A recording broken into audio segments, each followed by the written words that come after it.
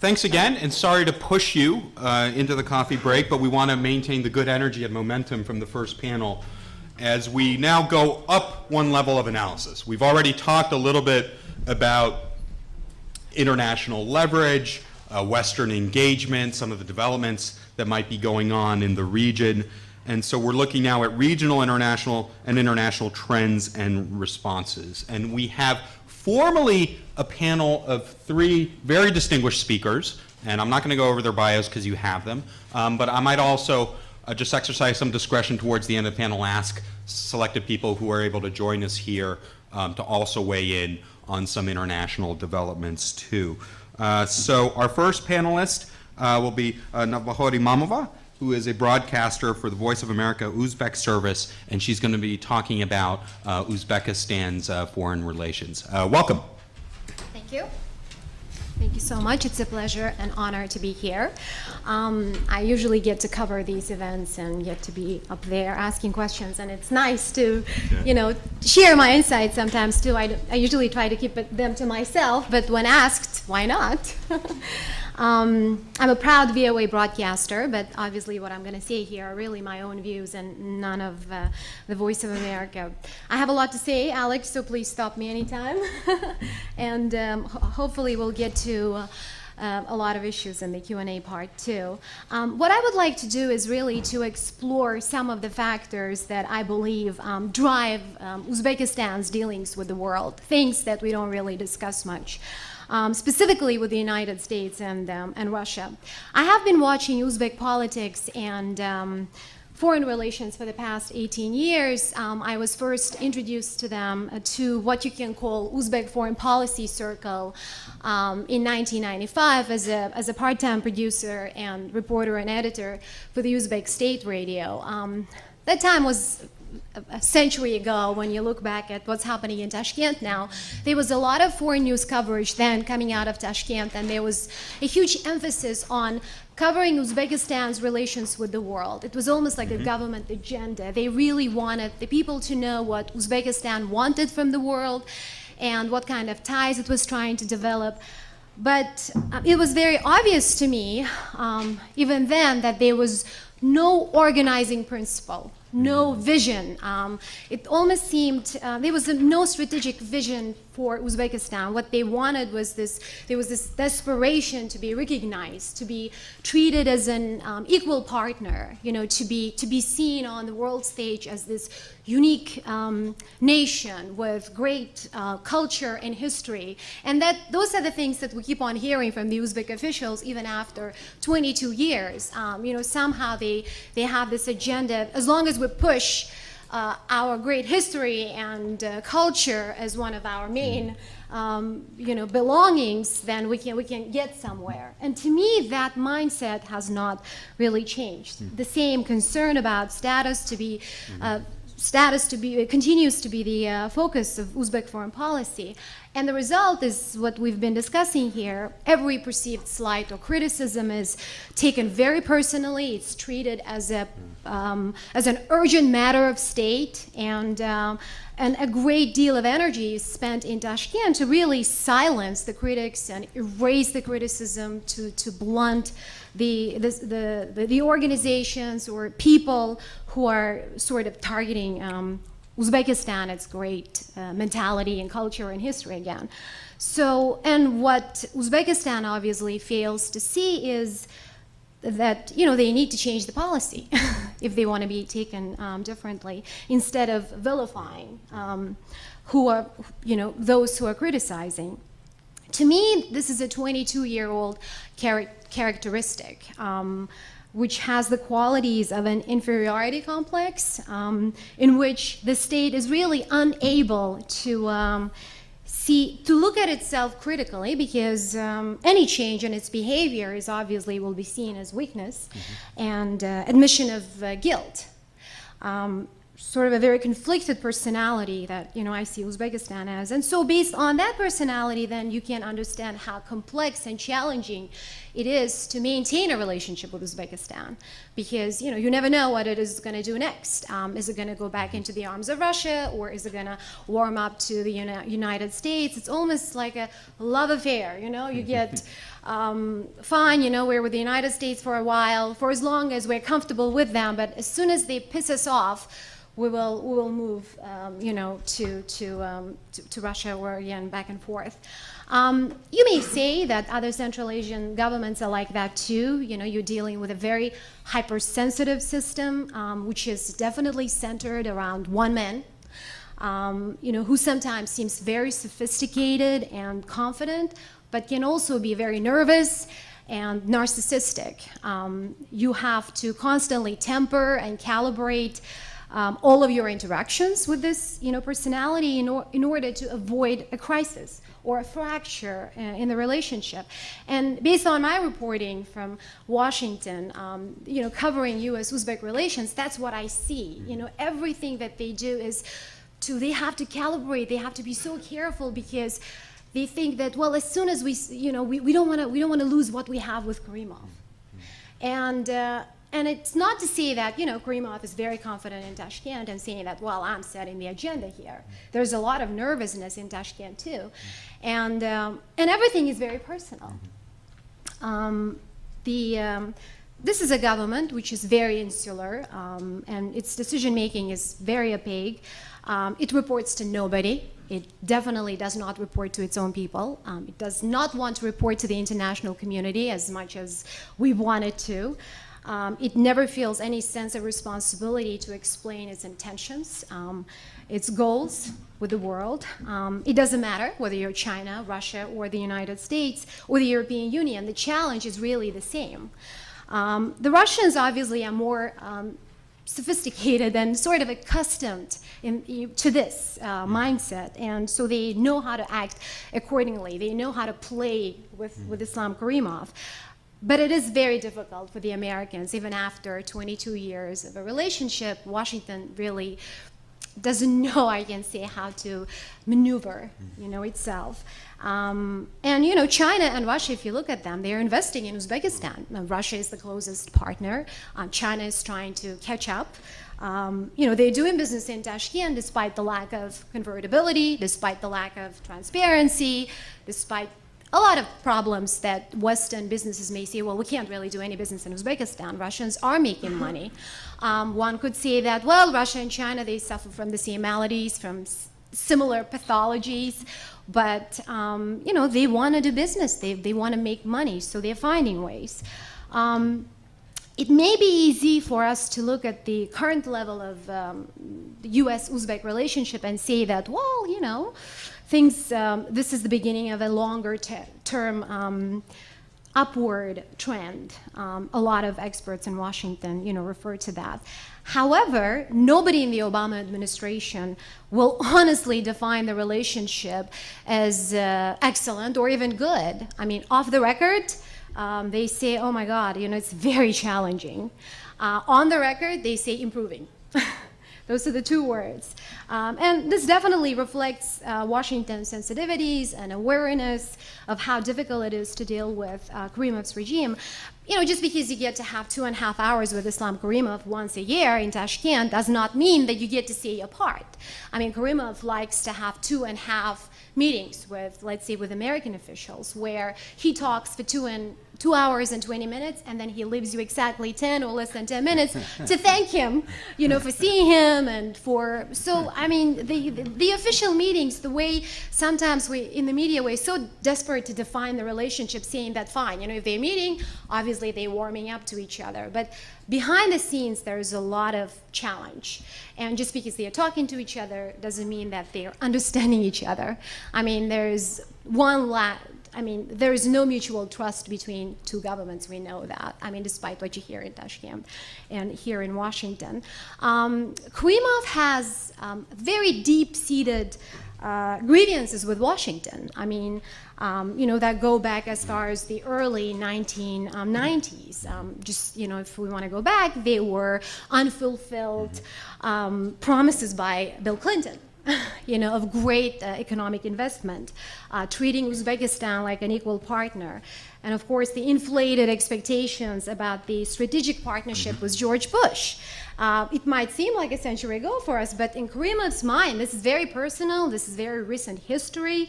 I'm describing this from the perspective of an authoritarian leader who's blind to the fact, of course, that none of those great expectations, great things he had hoped for would happen absent the lack of transparency, absent the liberalization of the economy.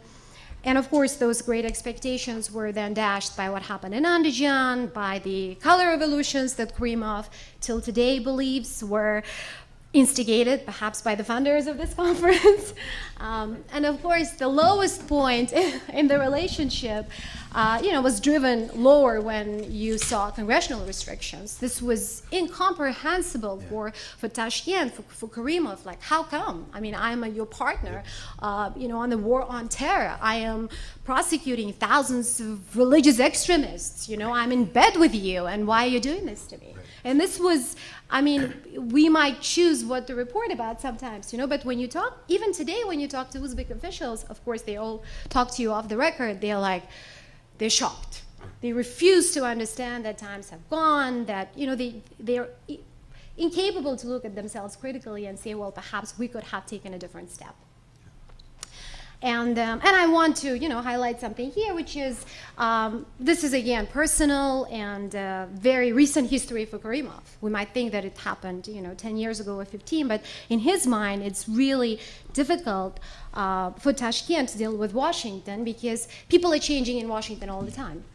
So, imagine President Karimov has been there for over 22 years, and how many U.S. officials he has seen over the past 22 years. And they're constantly changing. And right when Tashkent thinks that it has hit it with somebody is gone. Donald Rumsfeld, great friend in Washington, gone. And then Condoleezza Rice comes and they start hammering Karimov on human rights. Imagine how happy Islam Karimov was to see Hillary Clinton twice in Tashkent. She's gone now. He feels like he cannot rely on anybody. And that's really, that makes him very frustrated. Now we have sort of a relaxation, let's say, between the U.S. and Uzbekistan, but we cannot forget that some of the restrictions are really temporary too. Uzbeks are fixated on congressional restrictions. We might think that they are sort of temporarily lifted, they're softened, but for them, they're still there.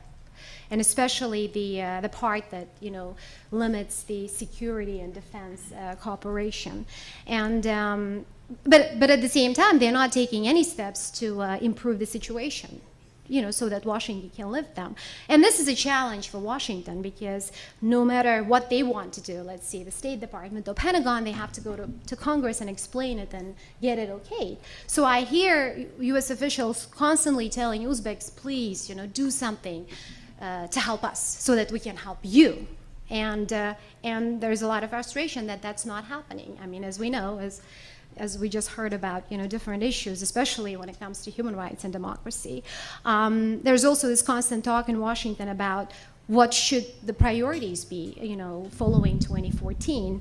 And obviously, the top priority is maintaining the logistical access to Afghanistan. I think that's going to be a top priority for the next 2 years. They always mention economic development, human dimensions, which obviously, include human rights and democracy promotion, educational exchanges, people-to-people contacts. But make no mistake, I think that, these are really marginal objectives when you compare to those related to Afghanistan.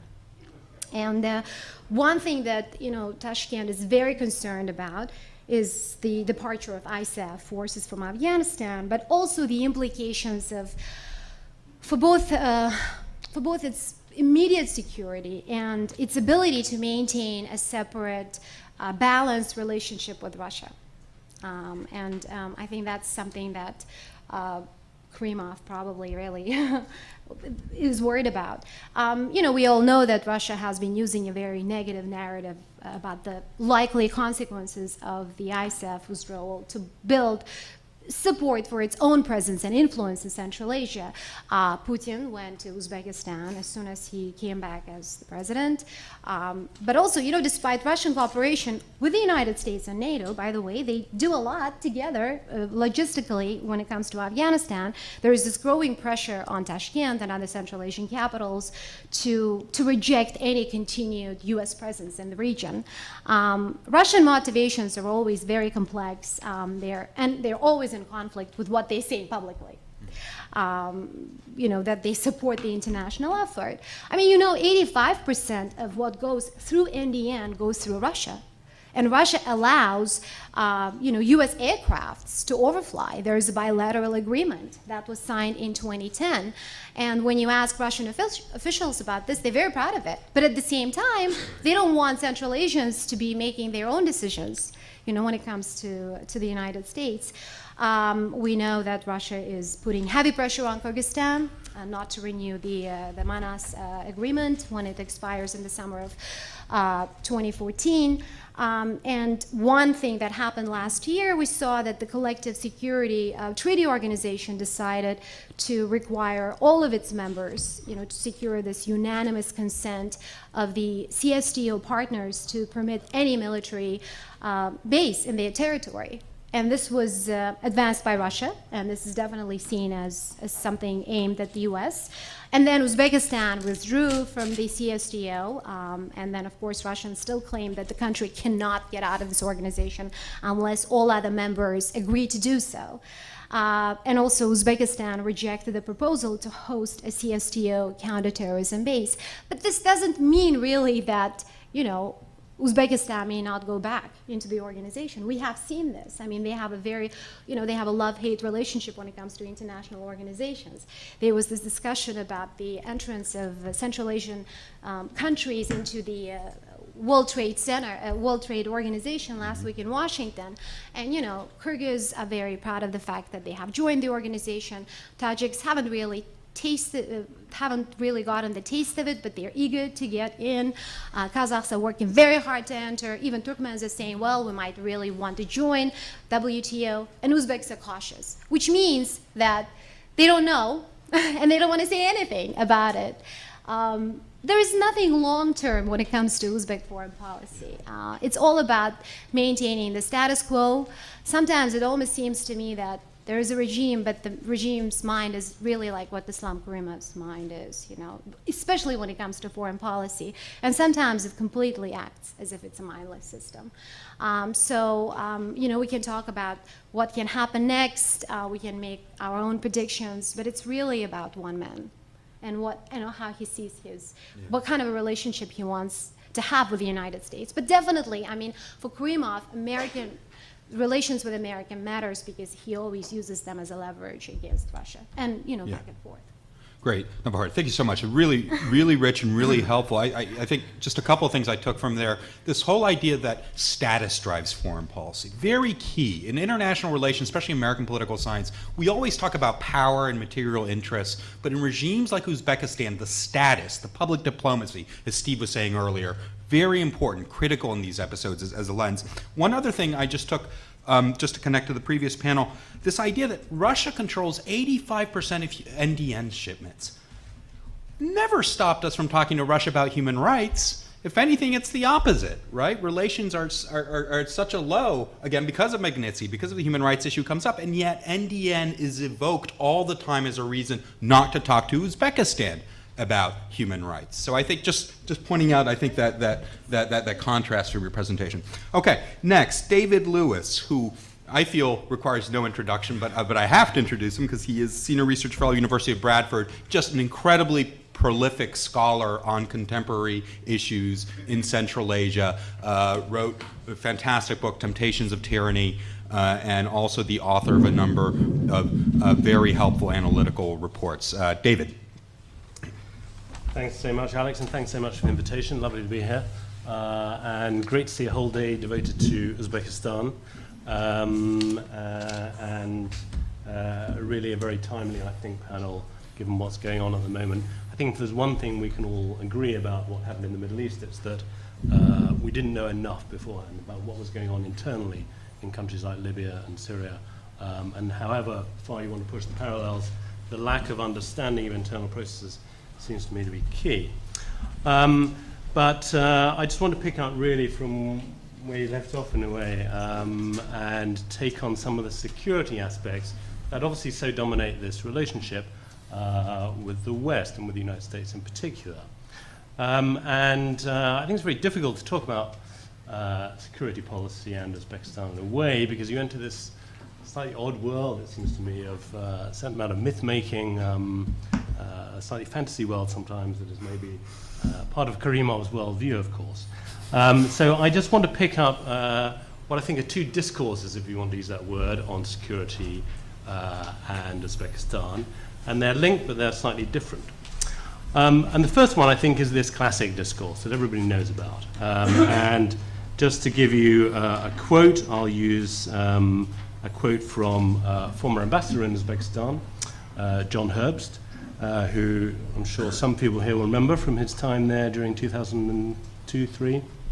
And he's got an article out this week on Radio Free Europe, actually, in which he says, flows northward from Afghanistan of terrorists and narcotics will put at greater risk a region already weakened by corruption, despotism, and ethnic and water tensions. So another optimistic view there of the region, but really I want to focus on this idea of overspill, this constant metaphor of drivers of instability moving north across the border from Afghanistan in this focus particularly on Islamic radicalism and narcotics. And it seems to me that this is a very useful sort of discourse for the international community and for President Karimov himself. It's a shared discourse in the first place. We've talked a little bit about diplomatic negotiations with the Uzbek government. I think one of the problems in those negotiations is what do you talk about that you have in common, right? Once you've got through all the things you disagree about, you need to end on some point of shared ideas. And Afghanistan is a great one to come to, because in a sense there is at least a shared interest in stability south of the border. It also, I think, feeds into this idea of status. Uzbekistan sees itself as a key player on the Afghan issue. It likes to push these formats in which it would be a significant influence, such as 6+1 and so forth. And so I think it's a useful shared discourse that provides a certain amount of common ground between the two sides. Now, of course, shared discourses also have material outcomes like shared funding, shared military equipment, perhaps, all sorts of implications that we don't maybe think about when we're in that complicated meeting with the Uzbek foreign minister. But let's look at this in reality. To what extent is this view of Uzbekistan's security threats corresponding to the reality that we can see coming up in 2013, 2014? Now, of course, what goes on inside Afghanistan is hugely unpredictable. But let's pick up the two main points here. One is this alleged flow of terrorists that is supposed to be coming across the border, and the other is this flow of narcotics. Now, in terms of a flow of terrorists, as Herbst puts it, we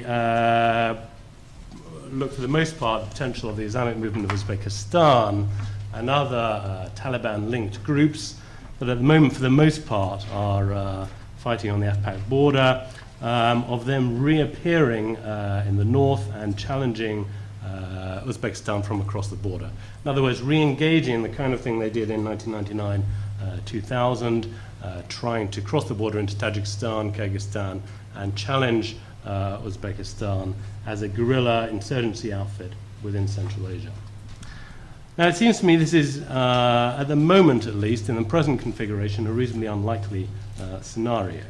For the most part, the IMU seems to me to be quite deeply embedded in this broader pan-Taliban movement. It has a much stronger link to Pakistan than it did have 5 or 6 years ago.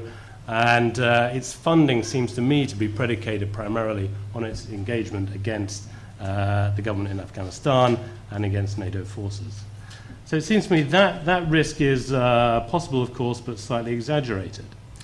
In terms of a real shift in power in Afghanistan as well, it's worth bearing in mind that Uzbekistan survived really reasonably well when the Taliban were occupying 95% of Afghanistan's territory.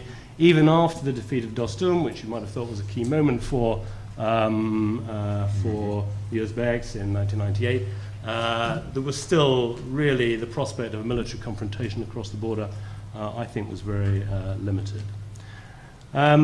And then finally, of course, this idea of this terrorist threat in Uzbekistan has, of course, been used instrumentally by the regime constantly over the last 20 years as a way of generating its own internal repressions.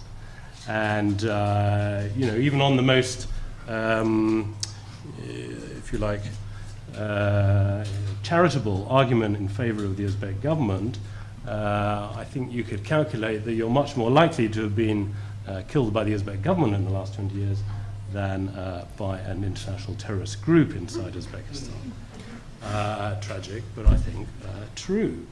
Of course, in that sense, although the IMU remains a potent force within the region, the actual threat to this all-controlling regime, as I think Mr. Mara was talking about earlier, seems to me to be rather limited, actually. And then finally, of course, on this point of this alleged flow of terrorists coming north, if we're talking about a spillover, historically, actually, this spillover has gone the other way. The IMU was not invented in Afghanistan. It was invented in the small towns of post-Soviet Uzbek Fergana Valley.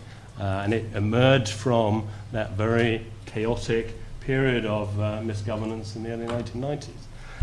It then spread out, of course, from Uzbekistan into Tajikistan and down to where it's now based in Afghanistan.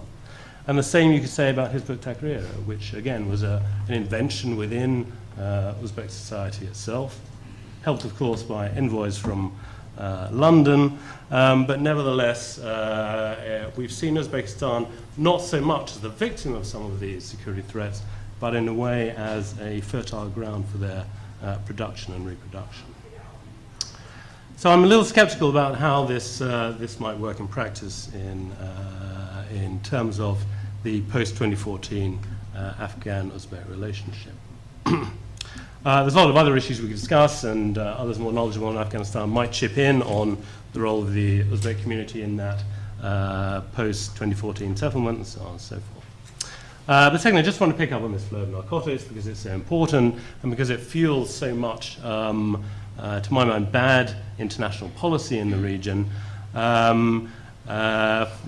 Again, the idea seems to be that as soon as ISAF forces leave, suddenly opium production will skyrocket, and there will be a huge increased flow of opiates across the Afghan-Uzbek and Afghan-Tajik borders. In reality, we all know the situation, which is that production and export has gone on largely unscathed by any Western counter-narcotics programs. And for the most part, these northern trafficking routes through Central Asia are not controlled by organized crime in opposition to the state, but are controlled by figures who are very closely related to the Uzbek and other states in the region. And I don't see any change in terms of that systemic reality, which is that narcotics flows through the region will continue to be controlled, for the most part, by senior security officials or organized crime groups under the control of regimes in the region. The partial exception to that is Kyrgyzstan, but there you have a very complicated and often slightly chaotic situation, of course. In Uzbekistan, an all-controlling state also controls organized crime flows as well. So, of course, in terms of a shifting in power inside Afghanistan, you might well, of course, see a shift in trafficking networks. But to my mind, the reality on the other side of the border will remain in control and prevent the kind of violent upsurge of violence that you might expect with a shift in trafficking patterns. So why do we keep on with this this handy discourse of overflows and overspills and other strange metaphors coming from the south? Well, as I say, it's very useful in terms of some kind of shared conversation, a shared narrative, and of course it has material benefits in terms of keeping the financial flows going and the military flows going in the post-2014 period. We're not going to get too much interest from the West in the region unless there is the security hook that you can keep people hooked on. But I just want to, I don't know how I'm doing for time, but I've got 5 minutes. Yeah, 5 minutes. I just want to flick to what seems to me to be the real discourse of security, if you like, within within the, I never quite know what we call them, the Uzbek government. We're really talking about inside President Karimov's mind, perhaps, which is a metaphor for the government. And there I think we see a rather different set of challenges that come to the fore repeatedly, and some of them have been picked up already. And I will just give a quick quote from President Karimov, because we haven't had one yet. We should always have one at these kind of occasions. And this is him not talking to an international community, but talking to military officers back in January, in other words, a domestic occasion. And there the highlight, although he mentions Afghanistan, the highlight is serious challenges and threats are emerging due to the intensification of activities by armed gangs and subversive and terrorist groups in border areas, as well as because of social and economic problems, political and inter-ethnic conflicts that could lead to destabilization of the military political situation on our borders. So in other words, the focus here is on what I think we call sort of internal, external enemies. These Uzbek communities outside the country, which he sees as hotbeds of potential opposition to the regime, partly because, of course, he hasn't been able to control them in the way that he has the internal population. And these are Uzbek communities, particularly in Oshan Jalalabad in Kyrgyzstan, where, of course, there is a very strong presence of groups like Hizb ut-Tahrir. Southern Kazakhstan, where certainly at various points there have been evidence of various exiles from Uzbekistan trying to organize, including some you might call neo-Salafi groups or Islamist groups. And of course, much further afield, we've already talked about this huge population of migrant workers in Russia. And that also includes, of course, some political activists, some religious activists, and so on and so forth. And so if you look at security practices of the Uzbek state, what they actually do in practice, we've already touched on this. Steve mentioned it earlier on. This very active counterintelligence operations in Russia, going into Russian places of detention to interrogate Uzbeks on Russian territory, for example. We've heard about allegations of killings in Sweden or assassination attempts in Sweden against Bitan Nazarov. We've, of course, had the killing in the past of journalist in Kyrgyzstan, Saipov. And so I suggest that actually, if you look at what the SNB is focusing on an everyday basis, a lot of it is focused on these communities along Uzbek borders where it sees potential threats coming in the future. And I think that's both for real reasons of a sense that if somebody wants to try and stir up trouble inside Uzbekistan, this is a place to start. But I think it also has really useful outcomes in domestic politics. The last thing you want if you're an authoritarian government such as Uzbekistan is to focus on internal discontent as a source of security. The best thing is these kind of internal, external enemies where it's all the fault of somebody else outside the country, Russia, the United States, the open society perhaps. But anyway, some kind of external source of destabilization linked to internal groups that you can then repress in your internal repressive measures. And so I think this very strong concentration on these Uzbek communities outside Uzbekistan has been a constant leitmotif of Karimov's policy, and has led to a whole series of policies that have been very counterproductive in terms of regional security. These are the closed borders, of course. These are a very securitized relationship to the enclaves in southern Kyrgyzstan that we've just seen in the last month, throwing up these very difficult relationships between the Kyrgyz and Uzbeks. This is part of the reason, I think, for this constant crackdown on cross-border trade and cross-border investment.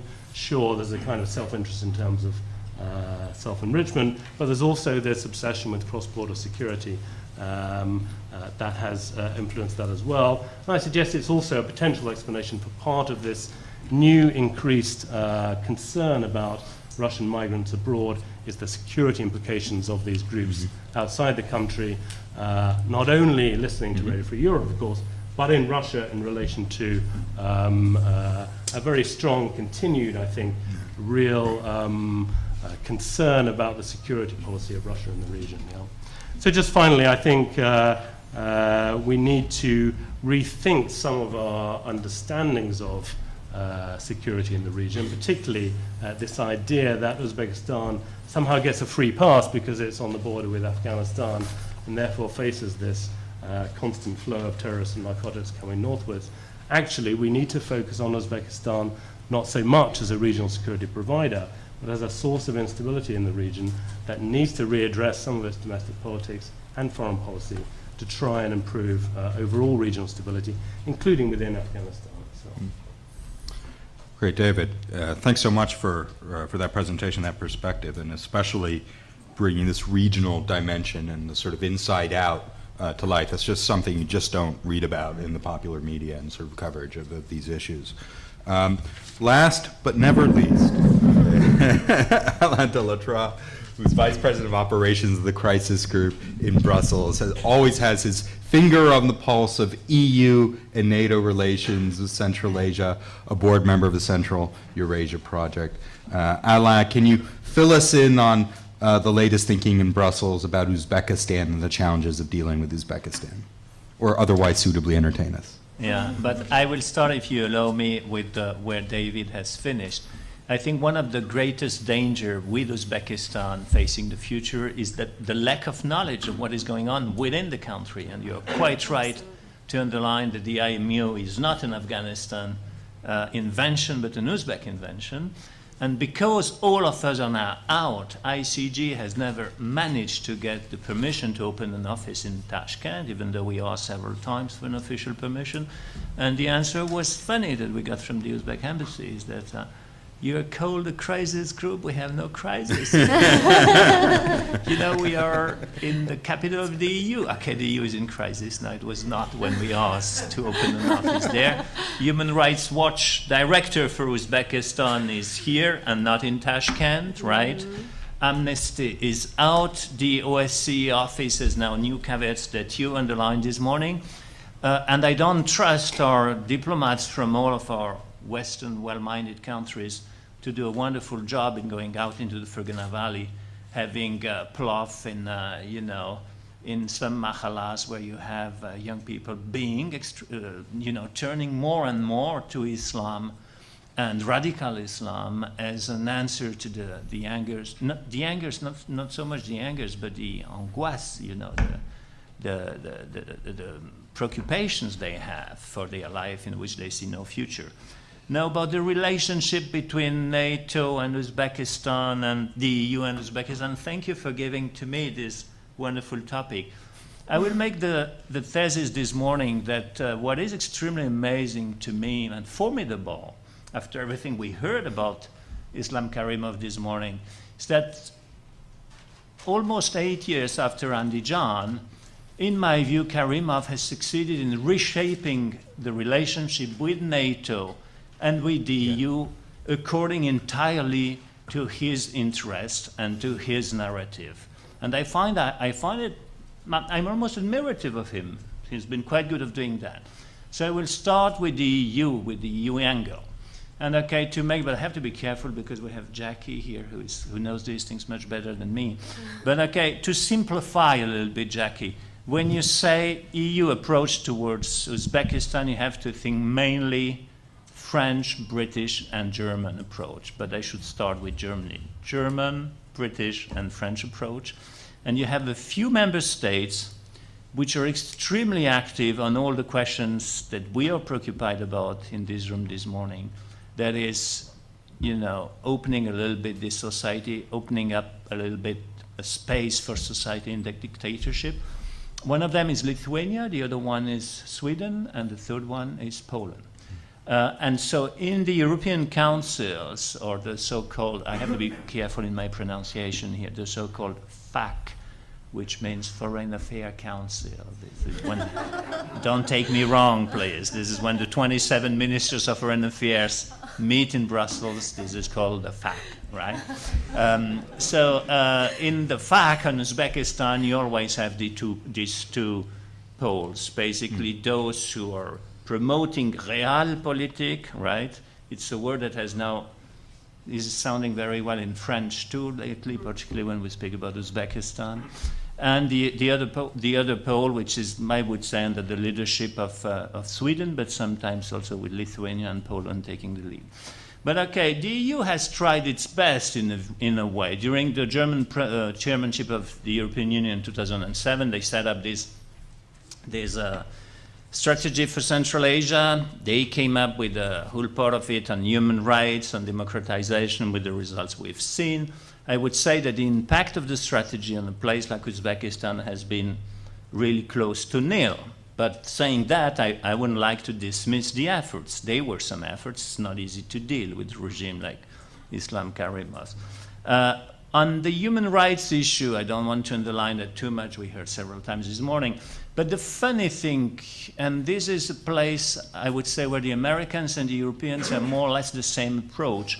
And the key word to describe the reactions of our diplomats, Western diplomats, let them be EU, let them be USC, let them be American or European member state, is the same expression that I heard from an American ambassador the first year I put my feet in Tashkent, was in 1995, and the expression is, there is a window of opportunity.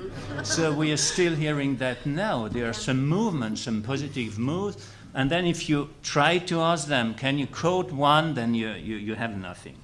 So with the EU, there has been the sanction issue after Andijan, and it has been, in my views, a huge fiasco. The EU has proved with Uzbekistan that it is incapable of holding up on sanctions on a few tough issues when there is no consensus between the 27 member states. So the sanctions have not worked, and I would say that Karimov came out reinforced in front of in his own constituency, but also on the international stage and in front of his neighbors, especially in Nazarbayev, because you know that the competition for status, I like the way you describe the status between the two remains pretty high.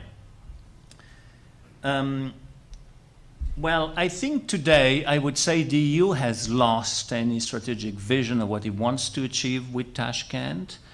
It is still putting in some monies in things that I find completely useless in the best of cases, but perverse in the worst of cases, like for instance these 10 millions for judiciary reforms in the country, as we heard in depth today, where the judiciary is not at all in the mood of being reformed. The judiciary is an instrument of the dictatorship to bring all its opponents and all those who would make some money, not only the political opponents, but those who make some money and refuse to hand it over to Gulnara Karimova.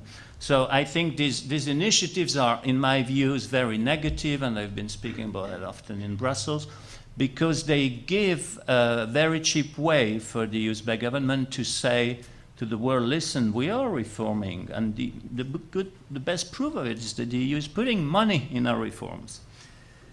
Now, let's move to NATO. Well, to NATO, with NATO, I think there are a few figures that have not been put on the table. I found it in an article from, by Heidi Reisinger from the NATO Defense College. before I start the analysis, just a few figures. So she says that to move out of Afghanistan, NATO will have to remove 125,000 containers, up to 80,000 vehicles. The British Defense Secretary said that Britain alone expects to get around 11,000 containers and 3,000 armed vehicles back from Afghanistan. Germany will have to bring back 6,000 containers and more than 500 vehicles. The cost of one-way flight of an Antonov 124 cargo plane, bringing 12 containers from Germany to Afghanistan, can be up to 350,000 euros. The cost per container for cargo through the NDN is approximately $17,500 compared to approximately $7,200 for cargo through Pakistan ground routes. Okay, and I've seen another figure, that's the last one, but it's quite telling, I think. To be out of Afghanistan by 2015, it would require from NATO to have a container leaving Afghanistan every 7 minutes from basically the date when this article came out, which I can't find it. Oh, it was June 2012. So I'm just putting these figures in front of you because I think what has made Karimov win all his battles up to now on the international scene is his diplomatic style, and you describe that very well. I hear it from all our officials who have had a meeting with him. He speaks for about 1 hour and 30 of all the enemies he has around, and then the other ones if he's a bit more... And he likes longer meetings. Actually, Yeah. he spends more time with foreign officials. Exactly, because they have a shared narrative that we've just heard. And then well, I think his toughness has been his best weapon. When you go into a meeting, you're tough, and you know that anyway, people in front of you don't have many retaliation. If you're tough, you're in a very good position to negotiate. And the second, his second tool is, I'm sorry, I forgot, I wrote it down, but I have to go back to my note, is, well, what you mentioned also several times, unpredictability. If there is someone the Russians have learned from Karimov, is his unpredictability. Well, the Americans also went back. I don't remember many places in the world after World War II where the Americans have been notified to close down military bases over 6 months. So this is one of the only places. I think it's good for America that sometimes they have to face problems like this. It's good for their sense of power, but I'm not sure it's... Sorry, I shouldn't say that here in the US. But I'm not sure it's good for Uzbekistan. So if you keep in perspective the figures I've just mentioned, the position where he is, my only prediction is that compared to other countries in Central Asia, where there is slightly more transparency about both the money our countries are ready to pay to get our troops out and the kind of weaponries they will leave on the ground, I have been unable to find one single reliable figure about Uzbekistan. If you have, I'd be happy to hear that. And I'm unable to find today any reliable sources about the kind of military weapons that our countries are ready to leave in Uzbekistan. But what, if our common analysis this morning is true, can be predictable, is that the tougher the removal of our troops out of Afghanistan will be, the higher the stakes will be in Tashkent, and the more Karimov will be asking. So this is more or less where I am. I think Karimov in this particular moment is in a very strong position. He has got a strong political leverage both with the EU and with NATO. His visit to Brussels in 2011 was a point in this process. Basically, he was received by Secretary General Rasmussen and afterwards by Barroso. I'm not sure Barroso understood that he should, why he had to meet this guy, because he had a demonstration in front of the Berlaymont Palace. But during the meeting with Rasmussen, there was an interesting moment also, because Karimov was quite happy to get this meeting. And the meeting was going pretty well, till at a certain point someone who told me the story put a small paper under the nose of Mr. Rasmussen, and he told me, I thought I lost my job that day, saying, well, as the meeting is going well, maybe you should talk to him about the famous reverse course, you know.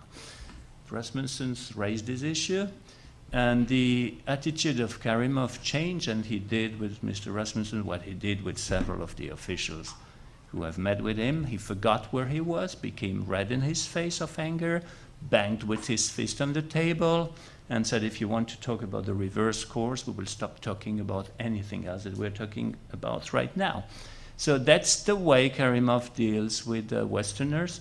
And so my conclusion is rather sad. In this kind of situation, till all the NATO troops are out of Afghanistan, I'm not quite sure about the leverage we have, and I'm sorry to be contradicted a little bit, the recommendations of Human Rights Watch. I think you're right to formulate these recommendations, but I think the narrative is now on Karimov's side, and basically this is the result of Western countries allowing themselves to be hostage of a dictatorship like this.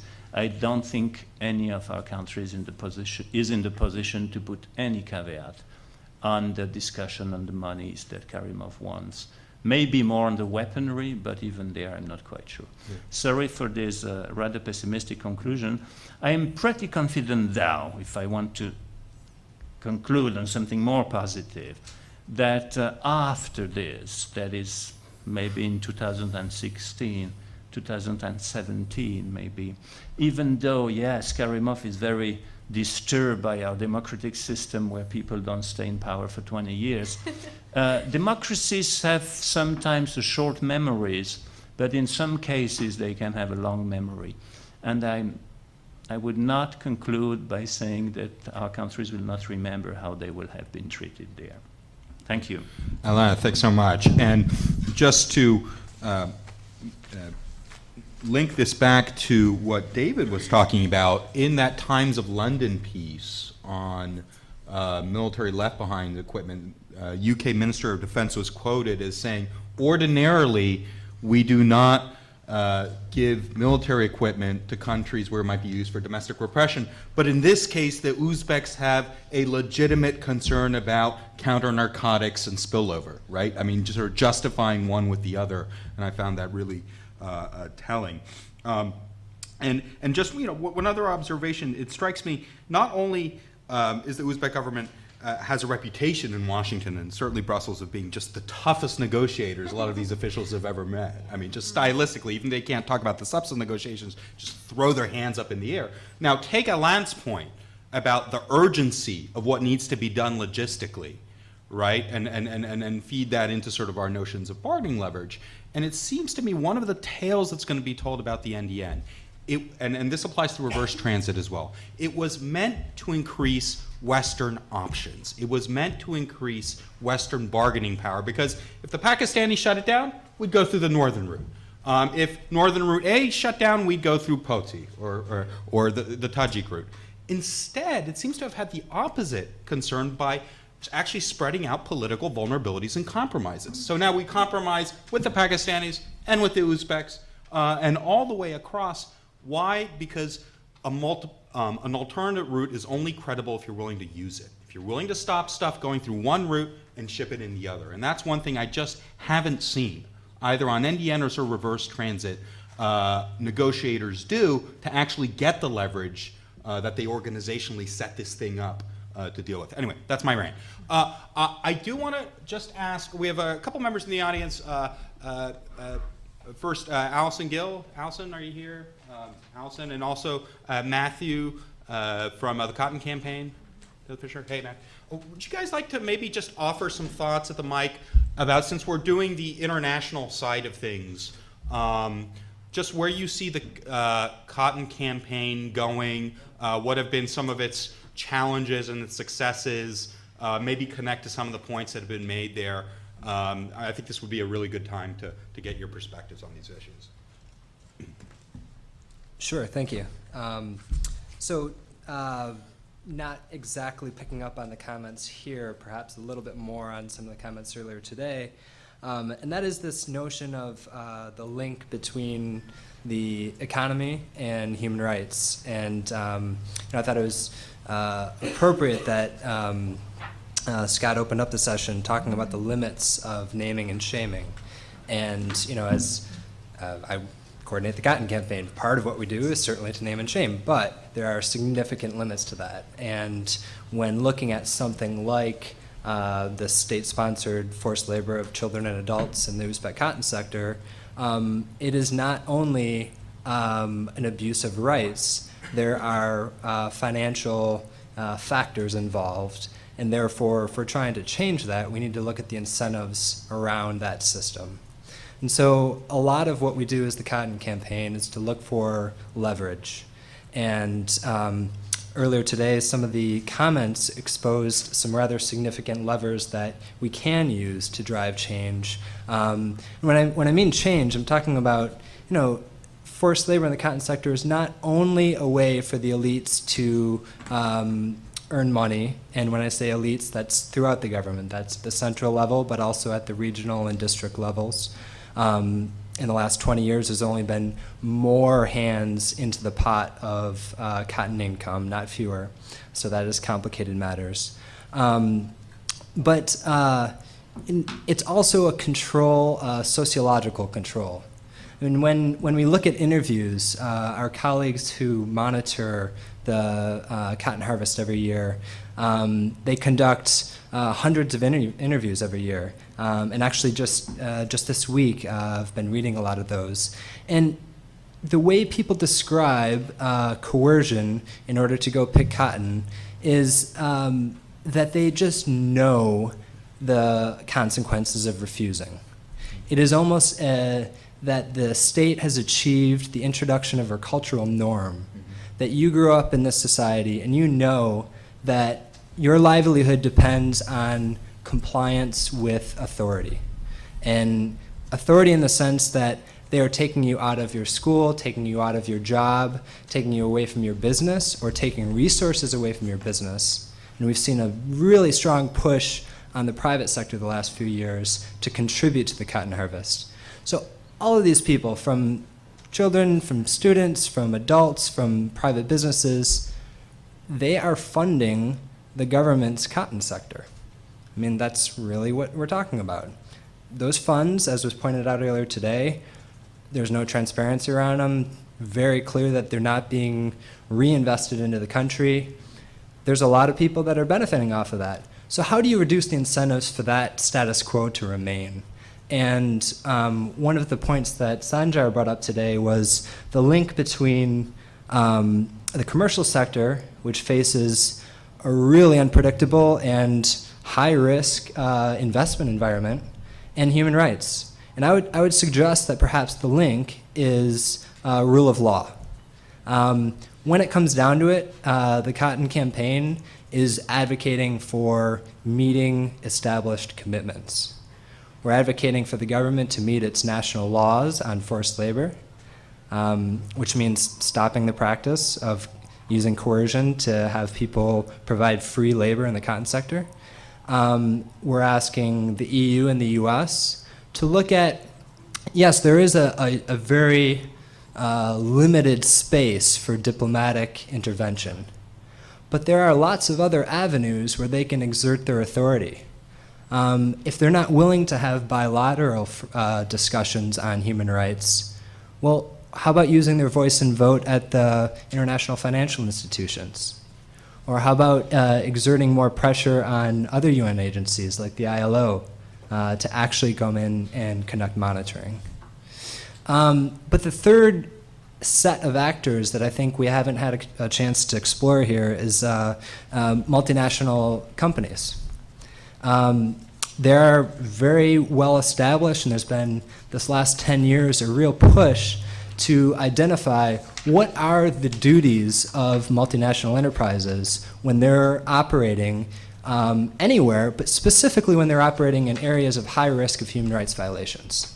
And I think we can all agree that Uzbekistan is a high risk environment of human rights violations. So we're looking at companies that are specifically buying cotton, and therefore they are profiting off of this forced labor system, but also many companies that are operating in Uzbekistan and, on face value have nothing to do with cotton, and yet their continued operation is dependent on complicity with the system. Complicity by allowing their employees to go pick cotton for free, to pay them their salary to pick cotton for the government, or to contribute resources. Small, medium enterprises this year were forced to contribute into a government bank account in order to cover the costs of people going to pick cotton. No one's being paid for that. So it's both a duty of multinational enterprises to say, look, we can't be complicit in forced labor. We have our own codes of conduct. We have international standards. There are investors that will pull money if they can identify the links between multinational enterprises and forced labor. So how do we as an international community engage multinationals to say, let's look at what you can do to use your influence with the Uzbek government, which craves FDI. I mean, it's not a real attractive place for entrepreneurs. So investing there is a risk. Can we use that leverage a little bit better for those businesses to encourage reforms? Talking about caveats, condition continued and increased investment on significant reforms. Great. And so I just leave it there to say, it's really for us about identifying points of leverage to drive some change. Let me just ask you just a very brief reaction to the point Steve made this morning about the demographics of the cotton picking changing last year has been documented from less smaller children, more older children. Do you see that as a strategic response to the campaign? Have you been able to connect the dots there?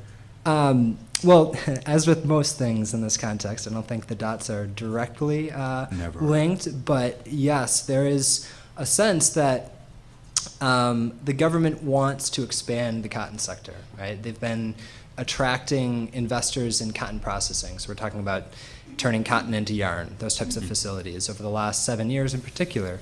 And as was brought up this morning, there have been some difficulties in selling their cotton because it is a risk for any multinational company to be using Uzbek cotton. That links them to a major human rights violation. So, the Uzbek government is certainly aware of those pressures. And yes, I think there is, in some ways, they responded by saying, okay, nobody likes child labor, so let's show that there's no child labor. Unfortunately, the system is a bit out of their hands. I mean, we still saw school children with schools closed taken out into the fields by government authorities. So there's limits to their ability to handle this because they're not being put in a position to look at the root causes, which is really this issue of the agricultural sector that was raised this morning. Right. Great. Thank you. Thanks so much. Allison, do you have some thoughts you can add or like to share on this?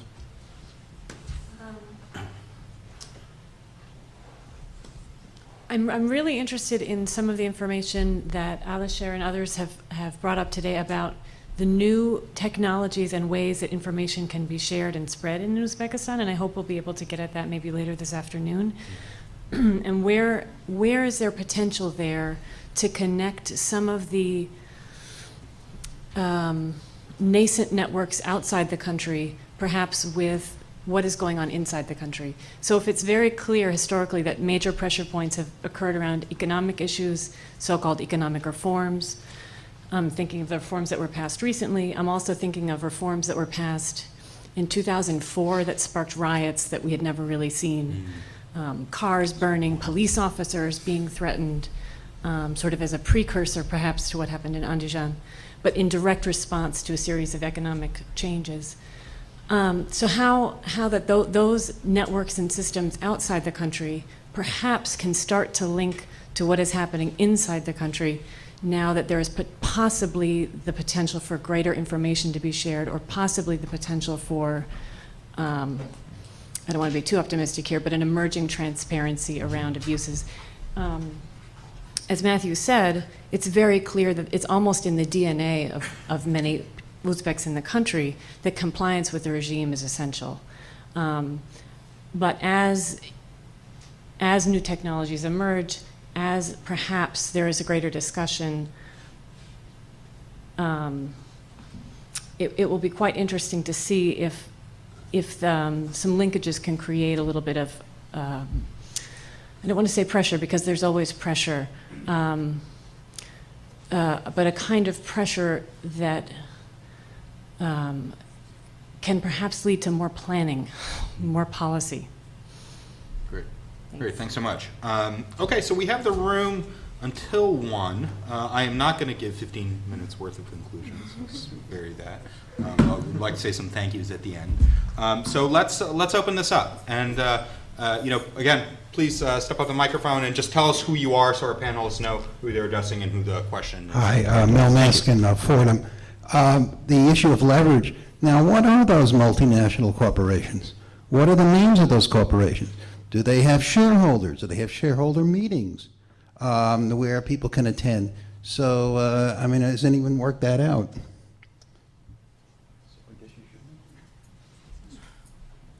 Sure. So exposing companies that are operating in Uzbekistan, it depends on how closely linked they are to the Uzbek government.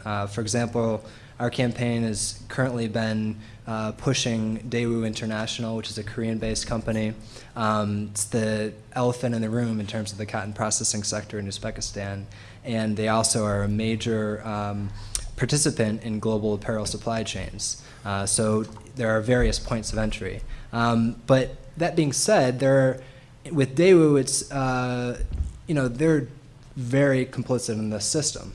There are other companies, though, that we can engage in a different manner, in a bit more of more engagement and less pressure, perhaps, but firm nonetheless. And I would suggest that companies like General Motors, they have a partnership with the Uzbek government. General Motors Uzbekistan's employees have been forced to pick cotton the last couple of years, and that's problematic. That also puts the General Motors headquarters in a position of needing to respond, right? And there are instruments like the Organization for Economic Cooperation and Development guidelines from multinationals and their complaint process, which allow us to engage those companies. Shareholder actions are certainly an option. A lot of the companies we're looking at don't have significant investment, at least in the West, but there are also sustainable investment funds in South Korea, in Asia, that are increasingly engaged in this. And that's part of what we do as a campaign, is to identify partners that can take those type of actions. Yeah, so. Great, thank you. Okay, other questions, please. Yes, Scott.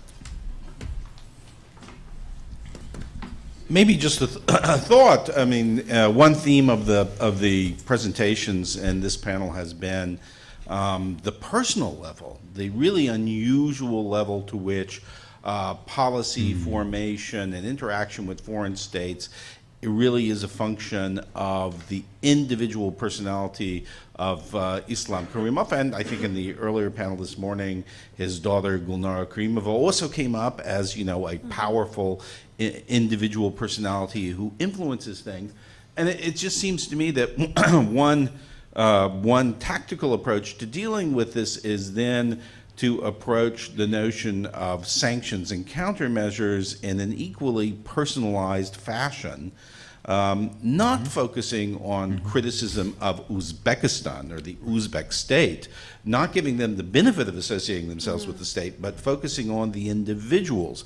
And in the period since the Arab Spring, there is something of a gradual shift policy-wise amongst Western nations, amongst finance center nations in this regard.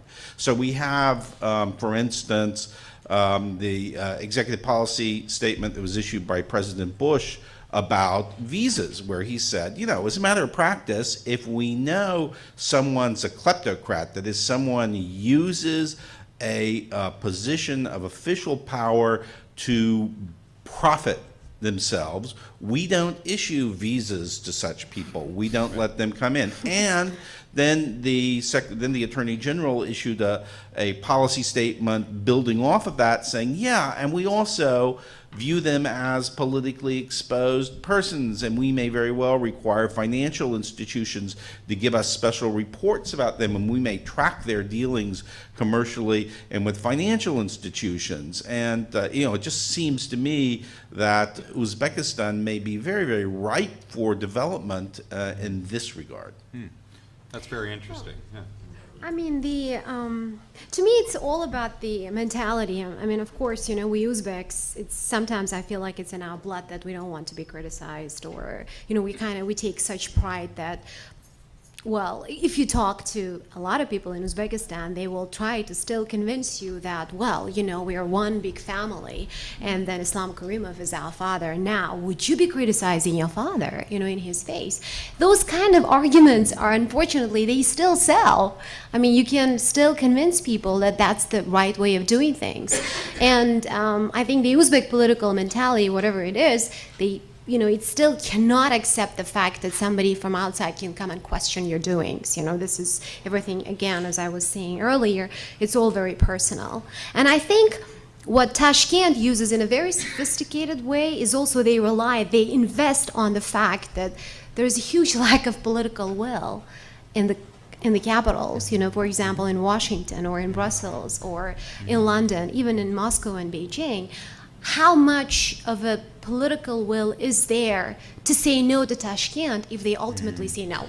Can I push you on that? Because Eurasianet ran a story this week about this whole scandal at the Atlantic Council and ties, Chuck Hagel was there, between Kazakhstan and Chevron, possible conflict of interests that emerged in their kind of fluffy reports and the strategic partnership. How much of an issue is this in D.C., and is there a comparable kind of, not Uzbek lobby, but Uzbek constituency in Washington, policy analyses and institutes, that acts as just enough of a lever the other way, that in these kinds of razor-thin decisions sort of allows the Uzbek government to have the benefit of the doubt? And has it been changing? I mean, sorry, one more thing. Sure. It used to be the case, Karimov, I understand, used to make fun of Nazarbayev for blowing all this money on Western lobby. He said, you're ridiculous, right, for doing this kind of thing. I mean, I remember one briefing when, there were people called Richard Boucher dealing with Central Asia, Ivan Feigenbaum, if you guys remember. And in 2008, I think there was a briefing at the Foreign Press Center, and I asked a question from Richard Boucher about Nazarbayev's recent statement about what could it happen in Central Asia in terms of regional integration. Very quickly, I get a response from the Uzbek embassy, and they are outraged that I was crediting Nazarbayev for throwing this idea of regional integration because they strongly believed that it originally came from President Karimov. So, if we were discussing this, we had to go back in history and say that, well, this was originally Karimov's idea, and now Nazarbayev is throwing the ball again. I mean, that's how it gets. But, there are people in Washington who have been consistently supportive of the regimes in Central Asia. I mean, we know of many experts. I mean, these are people who usually get invited to conferences in Tashkent. They get their trips to Bukhara and Samarkand, bring back their beautiful exotic rugs and pictures. I mean, embassies are constantly sort of convincing or recruiting these people to go and serve as election monitors, even if their backgrounds don't really, they don't qualify to be doing that job. But there are people willing to go and do the job for them. But, in Congress, there are maybe 2 or 3 people who really know and seem to care about what's happening in Uzbekistan. Or, in other parts of Central Asia. There is obviously more interest in Kazakhstan because there's a huge investment there. But when it comes to, when I go cover hearings and briefings, what is discussed is really they just touch upon the surface a little bit, their superficial kind of approach. So, even though, Tashkent always, tries to have friends in Washington. These are people who get up in conferences and talk or support sort of defend the policies of Islam Karimov, but in general, I mean, they know that they cannot rely on anybody. I mean, there's that fear too. Yeah, thank you. Very interesting. Okay. Dan. Yeah, thanks to everybody. So I tend to agree, I think, with Alain's rather pessimistic analysis of our leverage, at least until the end of 2014, our being the West, however we choose to define that. So maybe we could kind of turn the considerable analytical firepower of this panel towards for the post-2014. You know, if the narrative is right now a lot about instability and also the demands of the kind of exit route from Afghanistan, what do we do with the post-2014 period? How do we encourage a more values-based foreign policy on the part of the EU, on the part of the US, and so on? That's for anybody that wants to tackle that thorny issue. Yeah, great. Thank you. Should we start at the other end? Alain, you want to take it? Well, I think anyway that we should already today insist from our governments for some transparency. I was saying that there is no transparency now. On that one, I think we can get at least that. Pointing out to our politicians the risk they are running, because that will be exposed one day. I think that's for civil society, for simple citizens and voters, that's the first thing we can demand. Then, of course, there was a very strong argument that came out in the first panel this morning. It's the argument of the collapse of the Uzbek economy.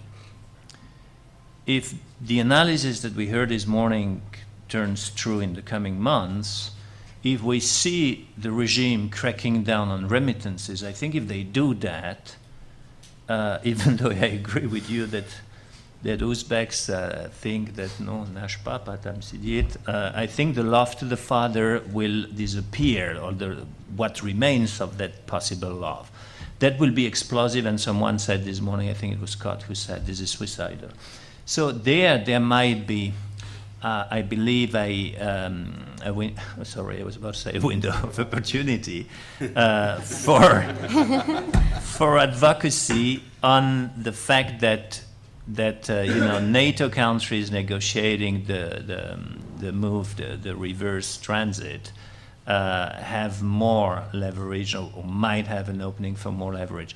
Now, for 2014, what was just mentioned on these personal and targeted sanctions, it is amazing when you think of the lifestyle that Gulnara has, that except for the Fashion Week in New York, basically very few things has been, well, the Fashion Week and the purchase of her house in Geneva, I don't know, for those who don't know the story, that was very too beautiful to be missed.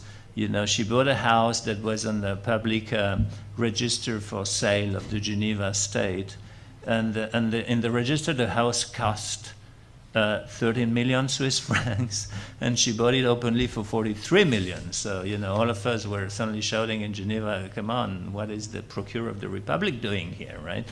But except for these two cases, when you see how she lives around, her lifestyle in Barcelona and all that, there has not been targeting at all.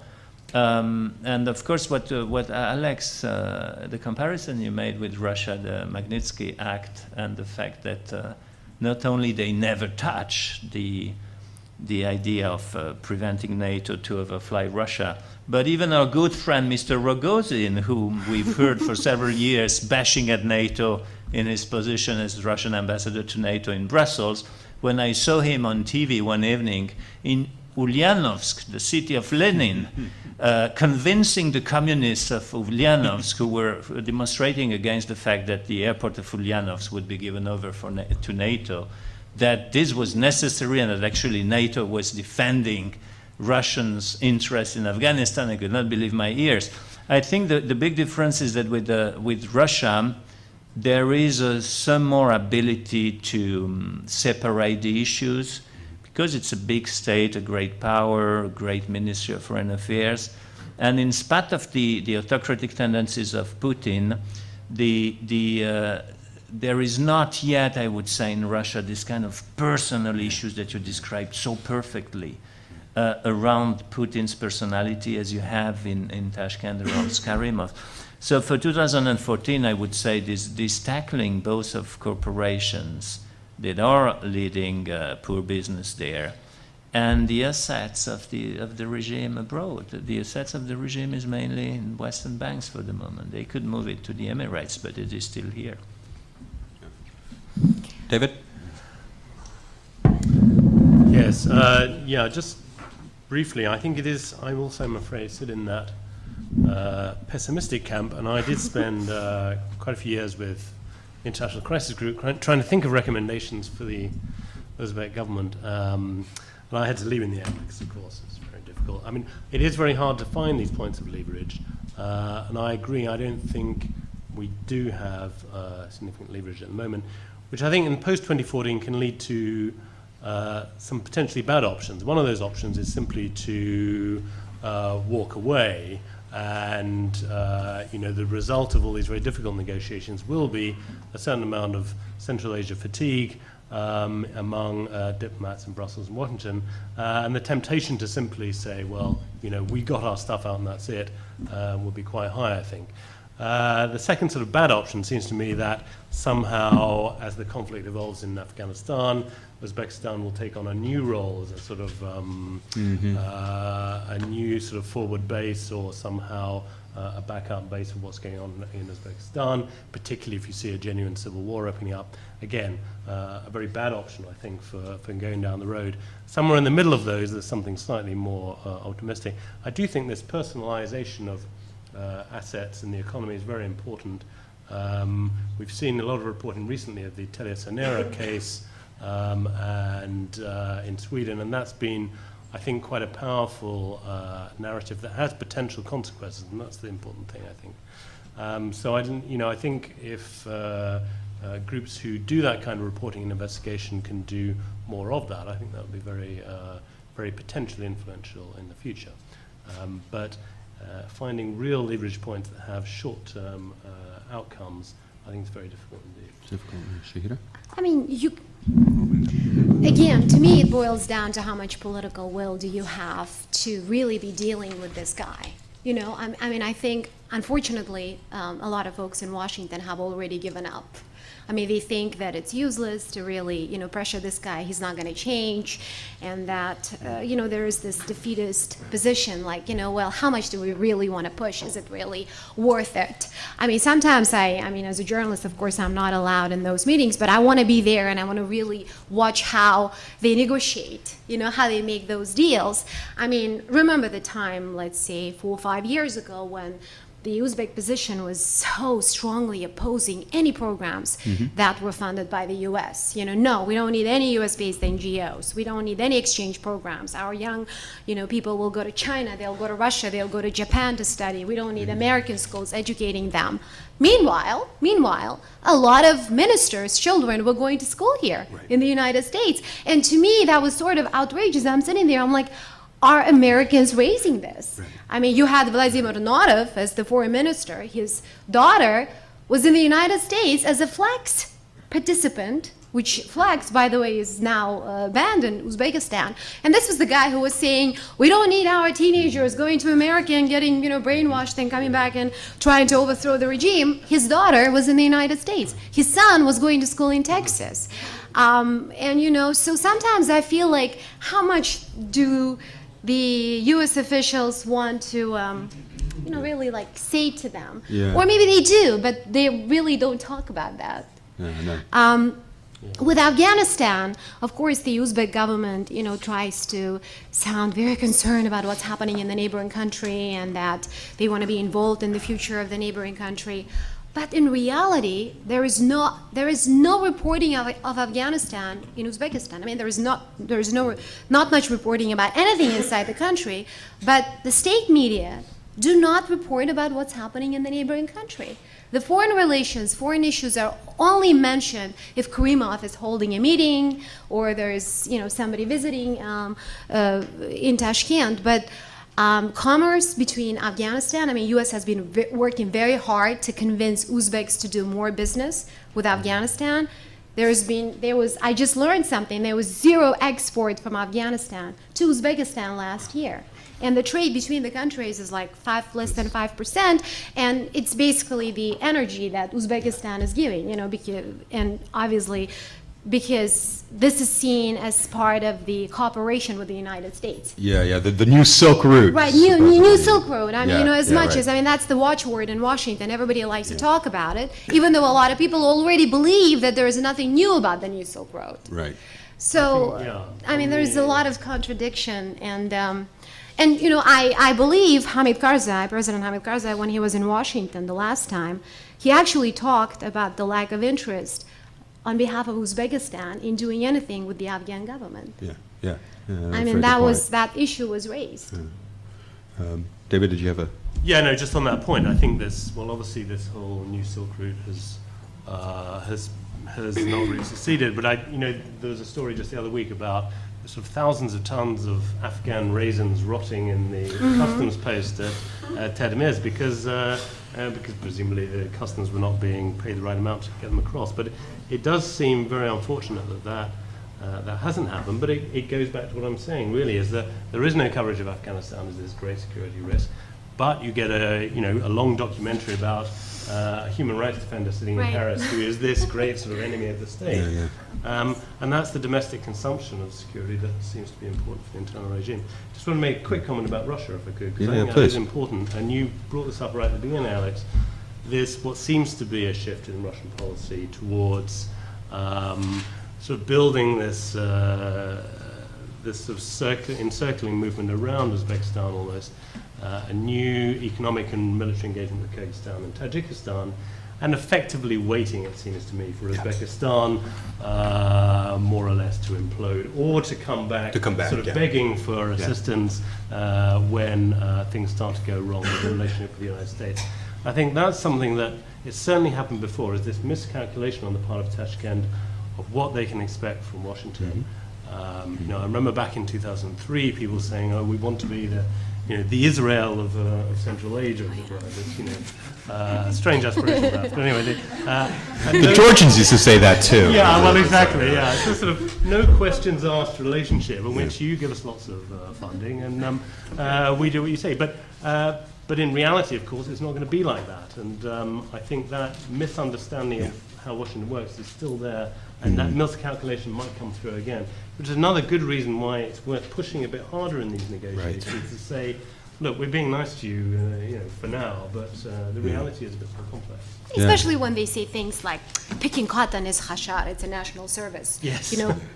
Uzbeks take such huge pride. You guys do not understand our mentality, I mean, look at her, she grew up picking cotton. There's nothing wrong with her. Look at him. I mean, we all did. I mean, you have to have the right answers when you are throwing such comments. Right. Good point. You have to be prepared to respond. And for that, again, you have to have enough political will to be pushing back. No, great. Oh, okay, so let's bundle the last three comments because I want to get all of you. And Sandra, did you want to ask a?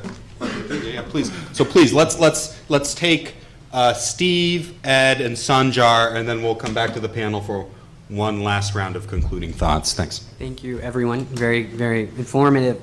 And certainly I don't want to be seen as the naive optimist in the room. I'm not. I do think we agree that it does boil down to political will. And I think one of the lessons that I feel I've learned is that sometimes really small symbolic acts can lead to small improvements, maybe even before 2014. David, I was really interested in this idea that also has been raised by Viola von Kramon in the Bundestag, that Uzbekistan should not be seen as the provider of regional security, but or the victim of external threats, but generating and creating regional instability. And my question to all of you is, politically in the EU and NATO, in Washington, also possibly, I just wanted to throw as a wild card into the mix, in Ankara, in Seoul, two countries that have really key relationships with Uzbekistan. How can we begin to maybe promote that narrative, that discourse that Uzbekistan really is dangerous in the region to Afghanistan. How can that be done politically? Because if that, and I think part of it is probably in the media, so that would be a second question, is how do you generate that interest in the media? But if that happens, do you think that might actually shift some momentum and create some additional political will to push harder in negotiations to see Uzbekistan in a different way? Great. Thanks. Ed Schatz, who will be giving a talk tomorrow on his research on views or perceptions, changing perceptions of America and Central Asia, and he's a professor at the University of Toronto, and we're delighted he could be here a day early to join us. Thanks, Alex. Yeah, just a quick question. It actually follows pretty well on Steve's commentary and question. I'm wondering about the narrative that how the narrative of Karimov's response or non-response to the Osh events plays out in Washington and Brussels, and whether or not that doesn't give a certain space. And for how long? On the ground, what do you hear? Does this give him a pass, and how long will that pass last? Mm-hmm. Mm-hmm. And Sanjar. Yesterday I saw one interesting sentence. Нью-Йоркский облсполком. And I want to speak about Washington обком. The problem, I think, is what, United States is superpower. It's huge. And the people in Washington, people who think about all the world, yeah? And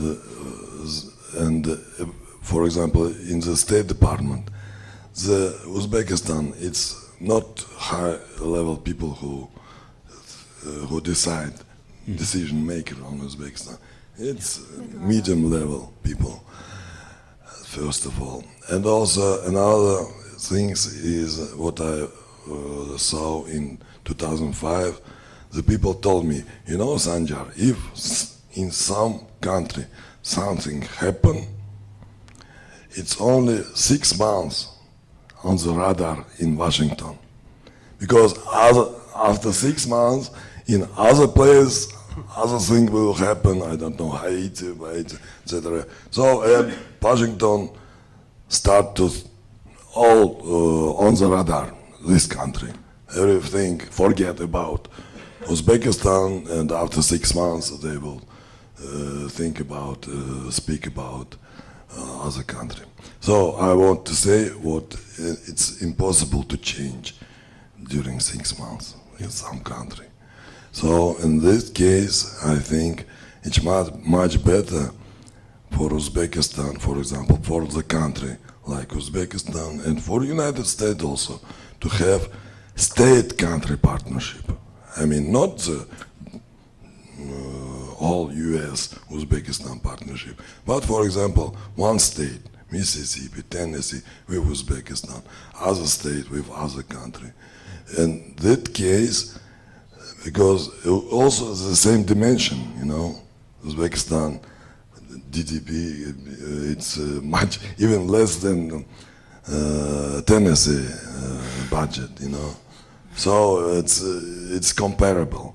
And there is a Senate, there is legislative bodies in the Senate, in the states. So for the state, this will be permanent partnership, right. Not for 6 months. No, that's an interesting idea, right? The state level. Thank you. And New York, облсполком, and Washington, обком may help to states on this case. All right, folks, you have 1 minute each for any final thoughts and wrap up. Well, you raised a very good point about Osh. Of course, he gained a lot of points in Brussels. It was quite clear, both in NATO and the EU. I was surprised myself one day to praise Karimov on Russian TV about his reaction. It hasn't happened a lot in my life. Very measured, excellent speaking points from the Minister of Foreign Affairs. You remember that during the Osh events, Kazakhstan was chairing the OSCE. If you compared the way Tashkent behaved, the way it spoke about its behaviors, and don't forget that they let immediately, to my greatest surprise, both the UNHCR and the ICRC to get access to the refugees in the Fergana Valley. And the way they spoke on TV, on radio, their international statements, they were much above what Kazakhstan said. Kazakhstan was, in this case, extremely mean. And I must say, we were not accustomed to that. Usually the Minister of Foreign Affairs of Kazakhstan knows how to speak to the world.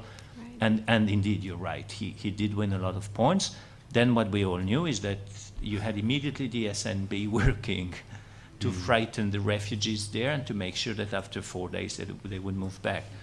On Human Rights Watch work, sorry if I gave the impression that I thought your recommendations were naive. No, I think they are very well phrased, and you think them through very, very well, and you, Steve, are doing a wonderful job on Uzbekistan, and we know how frustrating it is. But I was just bringing my analysis, as I think as I corrected a little bit, if the analysis of the first panel and the economy turns right in the coming months, then your recommendations will be straight on target, because the regime will need money, and then the leverage in the negotiations will change side.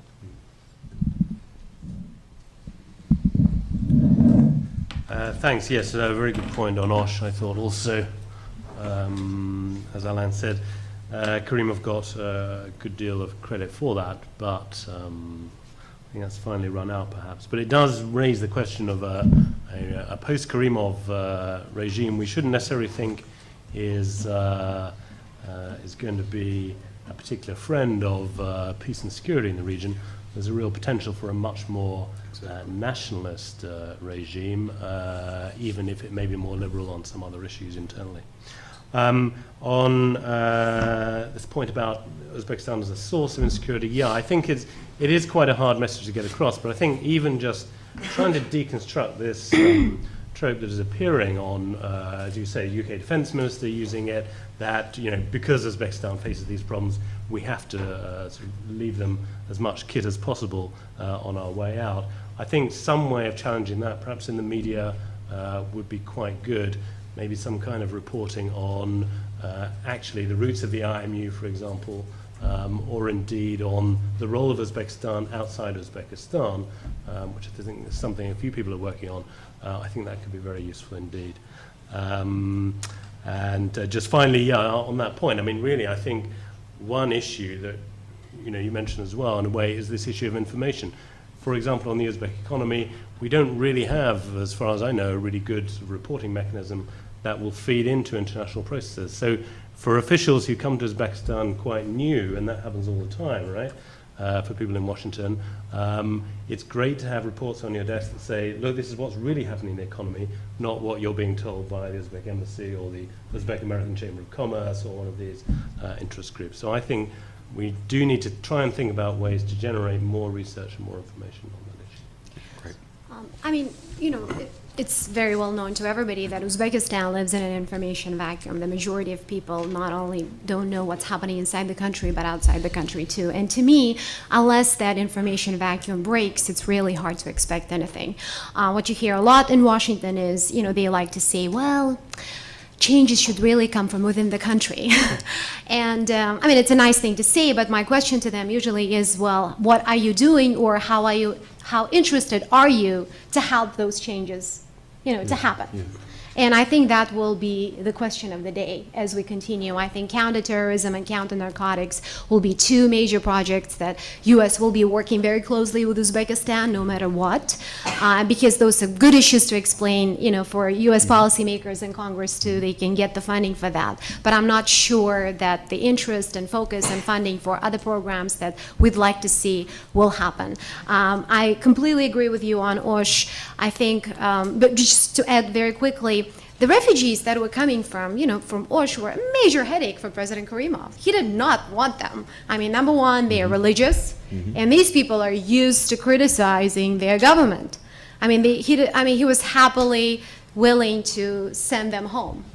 And also, I mean, despite all the credit that he got for the fact that he did not get into any kind of an armed conflict with Kyrgyzstan, he did wait for 3 days before taking action. And he did also, consult with the region, with Russia and Kazakhstan on this.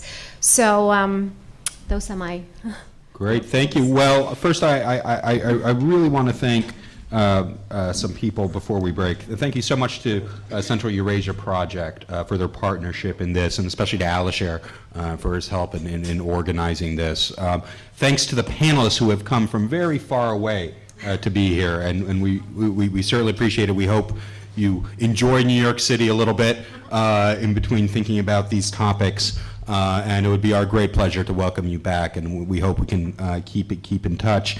And just a big thanks to the Harriman staff. They just put on over 100 events a year. They do it seamlessly. They're fantastic, and it's just a real privilege to work with them. And even though most have left, it's on videotape so they can appropriately see it.